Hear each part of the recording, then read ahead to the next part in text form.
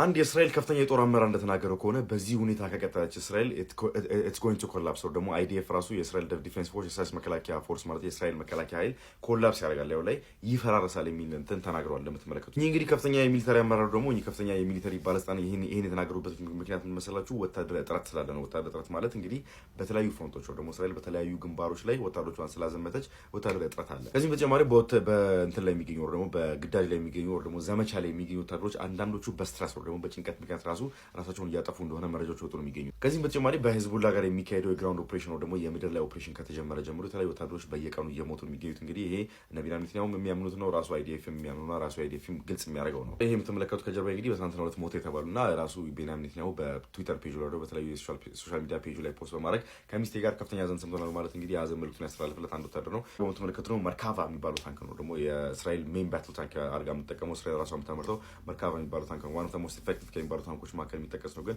ሂዝቡላዎች በተለያዩ ማምፓዶች እና በተለያዩ ሮኬቶች አንቲ ታንክ ሚሳይሎች እንግዲህ ሲያጋዩትና ሲያፈንዱ ተመልክተናል። እንደዚሁም ደግሞ ኤፍፒቪ ድሮኖችን ፈርስት ፐርሰን ቪው ደግሞ እንደዚህ እንትናችሁ ላይ አድርጋችሁ በጆይስቲክ ምጫወቶች እንትን ላይ ሩሲያና ዩክሬን ጦርነት ላይ በጣም ከፍተኛ ለውጥ ያመጡትን ኤፍፒቪ ድሮኖች ለመጀመሪያ ጊዜ ሂዝቡላ በዚህ ጦርነት ላይ በመጠቀም መርካቫ ታንኮችን ሲያፈንዳና ሲያቀልጥ እየተመለከትን ነበረ። እዚህም በተጨማሪ ሪዘርቭ የተደረጉ ደግሞ በሪዘርቭነት የተቀመጡ የተለያዩ ወታደሮችም እንደዚህ ወደ ጦርነት በሚጠሩበት ሰዓት ላይ ኤግዞስሽን ደግሞ መሰልቸትን እያሳዩ እንደሆነ መረጃዎች ወጡ ነው የሚገኙት። የሰለቹበት ምክንያት ደግሞ እንግዲህ ካሳለፍነው 2023 ዓ.ም ጀምሮ እስካሁን ድረስ እንግዲህ ኮምፕሊትሊ ያላቋረጠ ውጊያ ደግሞ ያላቋረጠ ጦርነት ላይ ስለሚገኙ መሰላቸትና ኤግዞስሽን ስላለባቸው አብዛኞቹ ዲፕሎይ መሆን አይፈልጉም፣ ደግሞ ሞራልም የላቸውም ዲፕሎይ የሚደረግ። ይህንን መረጃ በመከተል ነው እንግዲህ የአይዲኤፍ አመራሩ ደግሞ የአይዲኤፍ ከፍተኛ የጦር አመራር ይህንን ንግግር ያስተላልፈው አይዲኤፍ ላይ ኮላፕስ ያደርግ ይችላል ያለው ማለት ነው።